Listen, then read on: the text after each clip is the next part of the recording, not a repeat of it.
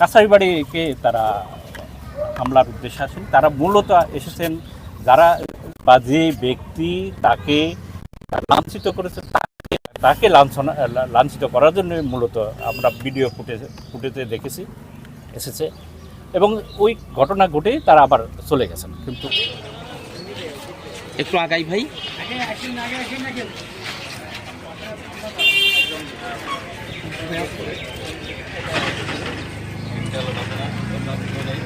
আমরা গত 8 তারিখে এই রবীন্দ্র কাছারি বাড়িতে একটি অনাকাঙ্ক্ষিত ঘটনা ঘটে। সেখানে একজন প্রবাসী পর্যটক তার পরিবার নিয়ে বেড়াতে আসেন। তিনি টিকিট কেটে ঢুকলেন, কিন্তু পরবর্তীতে যখন তিনি বেরোয়ার সময় তার টিকিট হয়তো আমরা শুনতে পেয়েছি হারিয়ে গেছে। তার প্রেক্ষিতে এখানে এই কাছারি বাড়ির যারা সিকিউরিটির দায়িত্বে ছিলেন তারা তার সাথে দুর্ব্যবহার এবং লাঞ্ছনার শিকার হয়েছেন তিনি। তার পরিপ্রেক্ষিতে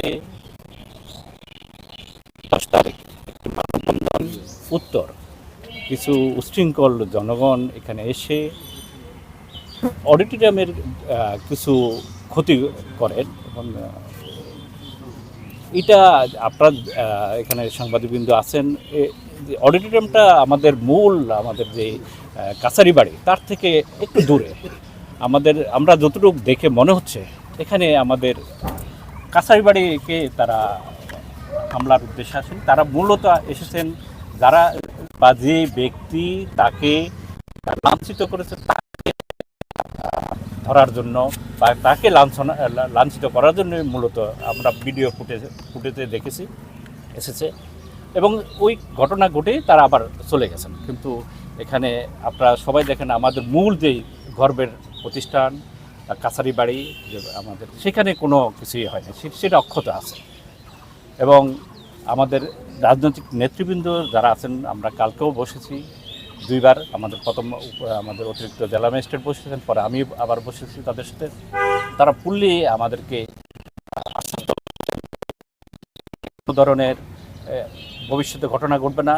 আর এই যেই ঘটনাটা ঘটেছে এটা ব্যক্তিগত একটা বিষয়, পর্যটক এবং এখানে কিউরেটর বা যারা আছেন তাদের, এখানে কোনো ধর্মীয় কোনো বিষয় না, কোনো রাজনৈতিক বিষয় না। এটা আশা করি আপনারা সবাই আমরা সহনশীল থাকব, ভবিষ্যতে যেন এই ধরনের ঘটনা না ঘটে। আমরা ইতিমধ্যে আপনারা জানতে পেরেছেন যে একটা মামলা হয়েছে, এবং মামলার প্রেক্ষিতে 5 জন গ্রেপ্তার হয়েছে। আমি গতকাল আমাদের উপদেষ্টা